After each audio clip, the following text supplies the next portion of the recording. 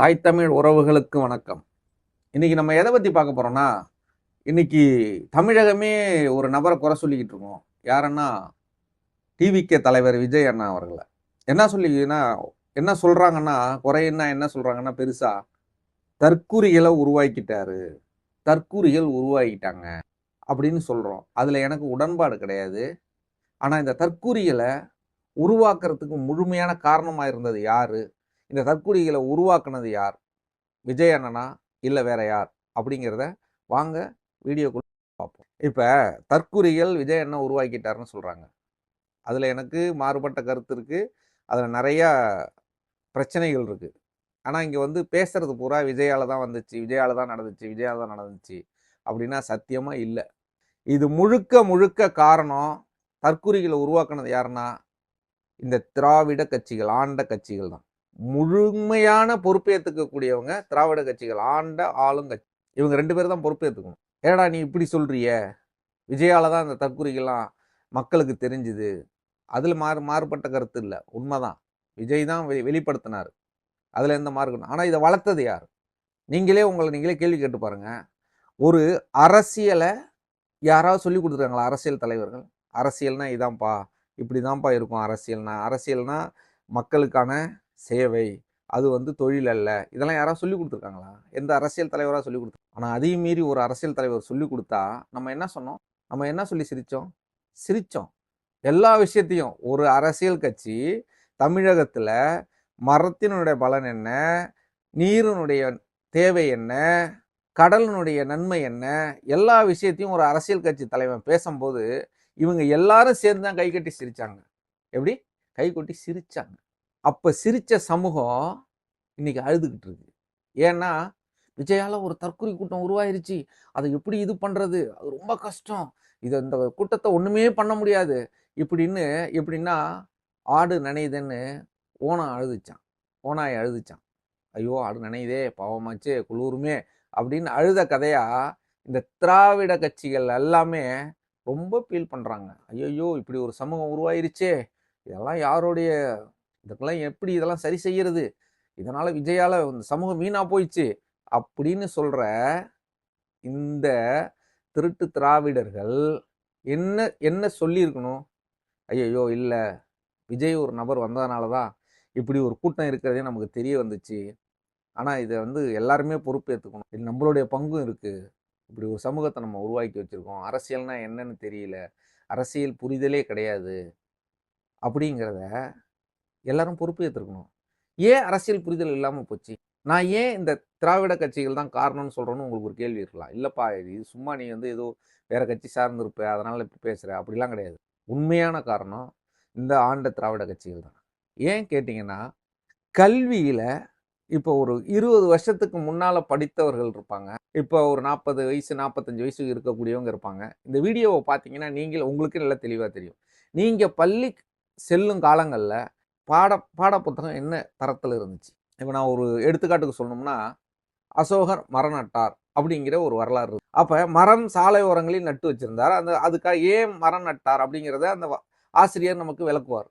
ஏன்னா மரம் இருந்தாதான் மழை பொழியும் அப்படின்னு அந்த அசோக மண்ணை வந்து இதெல்லாம் கருத்தில் கொண்டு சாலை ஓரங்கள்ல மரம் நட்டார் அப்படிங்கிற அந்த பாடத்தை நம்ம அதே போல நம்ம கல்வி கூடங்கள்ல நல்ல ஒழுக்கங்களை கற்றுக் கொடுக்குற நல்லொழுக்க பாடம்னு ஒரு வகுப்பு இருக்கும். அது சின்ன சிலம்பஸ் தான்.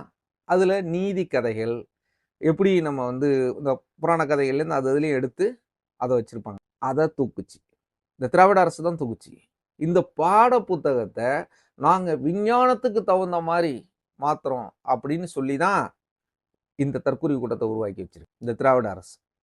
இதை யாராவது மறுப்பீங்களா? தயவுசெய்து மறுக்கவே முடியாது. இந்த விஷயத்தை மறுக்கவே யாராலையும் மறுக்க முடியாது. இது வந்து முழுக்க முழுக்க விஜய் காரணம்னு சொல்றதுல எனக்கு உடன்பாடு இல்லை. நான் திரும்பவும் சொல்றேன், இது முழுக்க முழுக்க பொறுப்பேற்றுக்கிறது இந்த ஆண்ட கட்சிகள் தான். இந்த 70 ஆண்டுகளா ஆண்டது. இல்ல நீ இது ஒரு காரணமா சொன்னா நாங்க ஏத்துக்க மாட்டீங்க. இன்னும் ஒரு விளக்கம் சொல்றேங்க. இப்ப நடந்த 5 ஆண்டுகளை நம்ம எடுத்துப்போம். முன்னெல்லாம் போக வேண்டாம், ரொம்ப பழசெல்லாம் நோக்கி நம்ம போவோம்னா ரொம்ப ரொம்ப பின்னால போற மாதிரி இருக்கும், தேவையில்லை. நம்ம இந்த 5 ஆண்டுகள் எடுத்துக்குவோம். இந்த திமுக அரசு நடத்தின அரசு விழாக்கள்ல யாரை வச்சு அரசு விழா நடத்துச்சு தெரியுங்களா? எல்லாம் சினிமா நடிகர்கள், சினிமா பிரபலங்கள், நடிகர், நடிகைகள் இவங்க வச்சு தான் அரசு விழா நடந்துச்சு. அப்ப இதை பார்க்குற சாமானிய பிள்ளைங்களுக்கு, பசங்களுக்கு என்ன தோணும்? ஸோ இவங்க தான் மகான்கள் மாதிரி, கடவுள் மாதிரி. விஜய் கடவுளேன்னு கூப்பிட்றான்னா எங்கேருந்து கூப்பிட்றான்? வளர்த்து விட்டது நீங்க ராஜா, வளர்த்து விட்டது நீங்க. இன்னைக்கு வந்து ஒரு பக்கமா திருப்பி விடுறீங்க, ஒரு ஆளுகிட்ட திருப்பி விடுறீங்க, விஜய் தான் காரணம், விஜய் தான் காரணம். என்னத்தை சரியா செஞ்சிருக்கீங்க? அரசியல் படுத்திருக்கியா? ஏன்னா நீ என்ன, இந்த திராவிட கட்சிகளோட நோக்கம் என்ன தெரியுங்களா? இந்த மக்கள் விழிப்புணர்வு பெறக்கூடாது. அப்படி பெற்றுட்டா நம்ம ஆட்சிக்கு வர முடியாது. அப்ப என்ன செய்யணும்? இவனை விழிப்புணர்வு பெறாம வச்சுக்கணும். அந்த வச்சுக்கிட்டதனுடைய விளைவு தான் இன்னைக்கு விஜய் கூட ஒரு கூட்டம் கூடியது. புரியுதா? அப்ப விஜய்க்கு இவ்வளவு கூட்டம் கூடுறதுக்கு யார் காரணம்?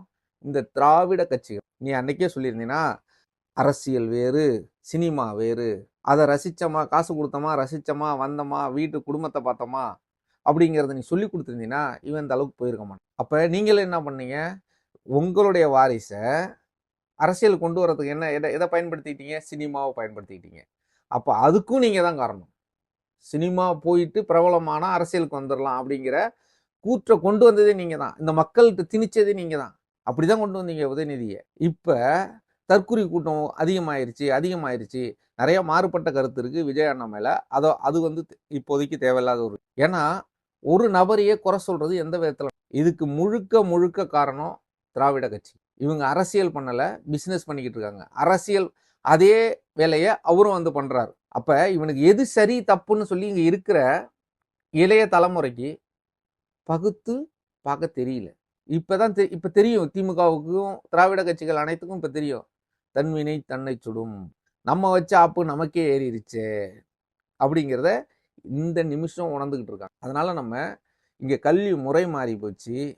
மக்களுக்கு பசங்களுக்கு இப்ப இருக்கிற ஜெனரேஷனுக்கு, வர்ற ஜெனரேஷனுக்கு எந்த ஒரு புரிதலும் கிடையாது. அது காரணம் என்னன்னா, நிறைய காரணங்கள் இருக்கு. நம்ம அடுத்தடுத்த வீடியோவில் இதுக்கு என்ன, இந்த பசங்க இப்படி மாறினதுக்கு முக்கிய காரணம் இவங்க தான் சொல்லிட்டோம். ஆனால் அடுத்த காரணங்களும் இருக்கு. அடுத்து சில பெற்றோர்களும் காரணங்களா இருக்காங்க.